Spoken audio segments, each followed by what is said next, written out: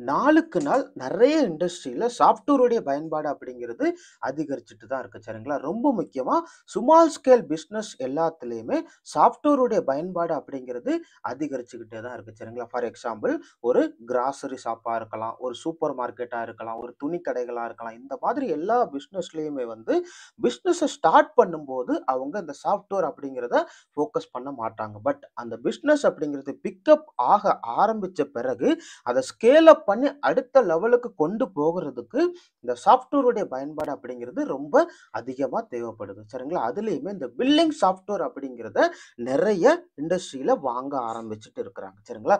அப்படி இந்த பில்லிங் சாஃப்ட்வேர வாங்குறதுக்கு முன்னாடி என்னென்ன காரியங்கள் எல்லாம் அவரு ஃபோக்கஸ் பண்ணணும் அப்படின்னு சொல்லிட்டு இந்த வீடியோல பார்க்கலாம். சரிங்களா?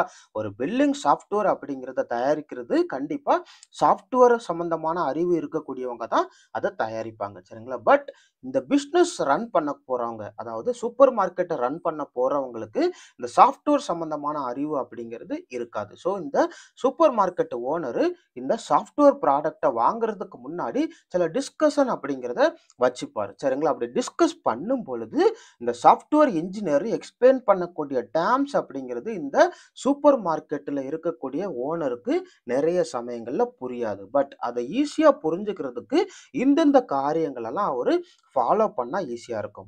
முதலாவது ஃபீச்சர்ஸ் அண்ட் ஃபங்ஷனாலிட்டீஸ். நீங்க வாங்க போற பில்லிங் சாஃப்ட்வேர் ஜிஎஸ்டிய பேஸ் பண்ணி இருக்குதா அப்படின்னு சொல்லி கேட்டு தெரிஞ்சுக்கணும். அதுக்கப்புறம் அந்த சாஃப்ட்வேர் அப்படிங்கிறது இந்த பார்கோடு அந்த கியூஆர் கோட ஸ்கேன் பண்றது மூலமா ஆட்டோமேட்டிக்கா என்ன ப்ராடக்ட் அப்படின்னு சொல்லி டிடெக்ட் பண்ணுதா அப்படிங்கிறத சப்போர்ட் பண்ணணும். தென் multiple payment options, credit card, UPI இந்த மாதிரி டிஃபரெண்ட் பேமெண்ட்டை அந்த சாஃப்ட்வேர் சப்போர்ட் பண்ணுமான்னு சொல்லி தெரிஞ்சுக்கணும். தென் ஃபைனலா இன்வென்டரி மேனேஜ்மெண்ட். உங்க கடையில என்னென்ன ப்ராடக்ட்லாம் சேல் ஆயிருக்கு, என்னென்ன ப்ராடக்ட் பெண்டிங்ல இருக்கு அப்படிங்கிற எல்லா இன்ஃபர்மேஷனும் தரக்கூடியதான் இந்த இன்வென்டரி மேனேஜ்மெண்ட் அப்படின்னு சொல்லுவாங்க. ஸோ இந்த மாதிரி ஸ்பெசிஃபிக்கா உங்களுக்கு என்னென்ன ஃபீச்சர்ஸ் தேவைப்படுது, அந்த ஃபீச்சர்ஸ் எல்லாத்தையுமே அந்த சாஃப்ட்வேர் தருமா தராதா அப்படின்னு சொல்லி கேட்டு தெரிஞ்சுக்கணும். சரிங்களா? 2வது நெட்வொர்க் கனெக்டிவிட்டி.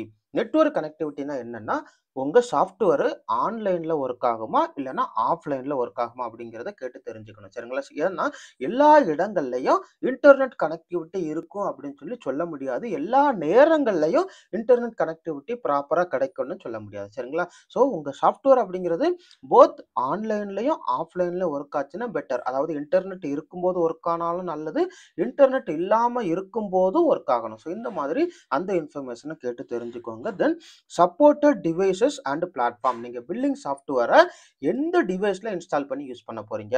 மொபைல் டிவைஸ்ல யூஸ் பண்ண போறீங்களா? இல்லைன்னா லேப்டாப்ல யூஸ் பண்ண போறீங்களா? சரி, ஓகே. லேப்டாப் இல்லைன்னா கம்ப்யூட்டர்ல யூஸ் பண்ண போறீங்கன்னா எந்த மாதிரி பிளாட்ஃபார்ம்ல, அதாவது மைக்ரோசாஃப்ட் விண்டோஸ்ல யூஸ் பண்ண போறீங்களா? இல்லன்னா மேக் ஓஎஸ்ல யூஸ் பண்ண போறீங்களா? ஸோ இந்த மாதிரி தகவல்கள் எல்லாத்தையுமே ப்ராப்பரா கேட்டு தெரிஞ்சுக்கணும். 4த் பாயிண்ட் மெயின்டெனன்ஸ் அண்ட் என்ஹான்ஸ்மென்ட். நீங்க ஒரு சாஃப்ட்வேரை வாங்கி யூஸ் பண்ண ஆரம்பிச்சுட்டு இருக்கிறீங்க. திடீர்னு ஏதோ ஒரு இஷ்யூ வருது.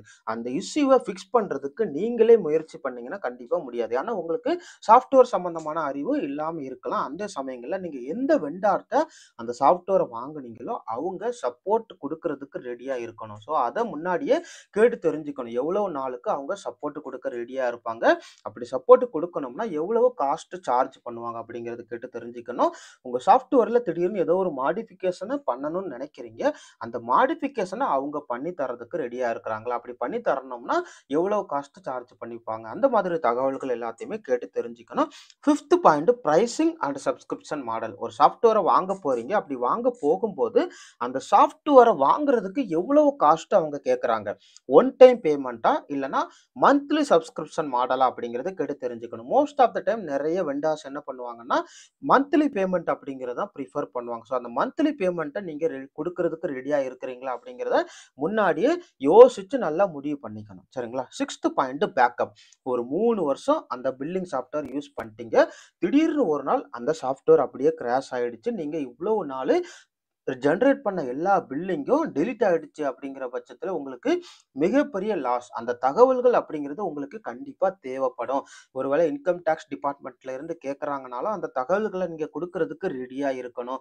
அது மாத்திரம் இல்ல, இந்த பில்லிங் எல்லாத்தையுமே நீங்க திரும்ப ரீவைஸ் பண்ணி பார்த்துக்கலாம். எங்க நம்ம மிஸ் பண்ணியிருக்கிறோம், எந்த ப்ராடக்ட் வந்து அதிகமா செல் ஆயிருக்கு அப்படிங்கிறத நீங்க பார்த்து தெரிஞ்சுக்கிறதுக்கு இந்த பேக்கப் அப்படிங்கிறது ரொம்ப உதவும். ஏன்னா எல்லா ப்ராடக்ட்டுமே 100% பெர்ஃபெக்ட்டா ஒர்க் ஆகும் அப்படின்னு சொல்ல முடியாது. எந்த சமயத்துலனாலும் பிரேக் ஆகலாம். ஸோ அதுக்கு நம்ம ரெடியா இருந்துக்கணும். பேக்கப்ப மோஸ்ட் ஆஃப் த டைம் எடுத்து வச்சுக்கிறது ரொம்ப நல்லது. 7த் பாயிண்ட் கம்பேட்டிபிலிட்டி அண்ட் இன்டகிரேஷன். ஒரு சாஃப்ட்வேர வாங்க போறீங்க. அந்த சாஃப்ட்வேர பேஸ் பண்ணி என்ன பண்றீங்கன்னா, சில பிரிண்டிங் அப்படிங்கிறத குடுக்கணும். ஸோ அந்த பிரிண்டர கனெக்ட் பண்ணும்போது அந்த சாஃப்ட்வேர் சப்போர்ட் பண்ணணும். பார்கோட் ஸ்கேனர கனெக்ட் பண்ணும்போது அந்த சாஃப்ட்வேர சப்போர்ட் பண்ணணும். தென் ஆல்ரெடி நீங்க ஒரு அக்கவுண்டிங் சாஃப்ட்வேர டேலி மாதிரி அக்கவுண்டிங் சாஃப்ட்வேர் யூஸ் பண்ணிட்டு இருக்கிறீங்க. அந்த டேலி சாஃப்ட்வேர இந்த பில்லிங் சாஃப்ட்வேரோட இன்டகிரேட் பண்ணணும்னு நினைக்கிறீங்க. அப்பொழுதுமே அது சப்போர்ட் பண்ணணும். ஸோ இந்த மாதிரி ஒரு 7 பாயிண்ட்ட முக்கியமா உங்களுக்கு சொல்லியிருக்கிறோம். இது போக சில டவுட் அப்படிங்கிறது உங்களுக்கு வரும். அப்படி என்னென்னலாம் டவுட் வருதோ, அந்த டவுட்ட நீங்க நோட் டவுன் பண்ணி வச்சுட்டு, அந்த பில்லிங் சாஃப்ட்வேர சேல் பண்றாங்கல்ல, அவங்க கிட்ட ப்ராப்பரா கேட்டு தெரிஞ்சுக்கோங்க. தெரிஞ்சுட்டு ஃபைனலா டிசைட் பண்ணுங்க. உங்க பிசினஸ்க்கு எந்த சாஃப்ட்வேர் கரெக்ட்டா இருக்கும் அப்படிங்கிறது. ஏன்னா நீங்க மட்டும் தான் கரெக்ட்டான டெசிஷன் எடுக்க முடியும். வேற மத்தவங்க உங்களுக்கு சஜஷன் குடுக்கலாம். பட் ஃபைனலா நீங்க தான் அந்த சாஃப்ட்வேர யூஸ் பண்ண போறீங்க. சரிங்களா? அது உங்களுக்கு யூசர் ஃப்ரெண்ட்லியா இருக்கணும். அது உங்களுக்கு மிகவும் பயனுள்ளதாக இருக்கணும். அப்படிங்கிற பட்சத்துல நீங்க தான் ப்ராப்பர் டெசிஷன் எடுக்கணும். உங்களுக்கு இப்ப புரிஞ்சிருக்கும்னு நெனைக்கிறேன். ஏதாவது டவுட் இருந்துச்சுன்னா கீழ கமெண்ட்ல கேளுங்க. நன்றி.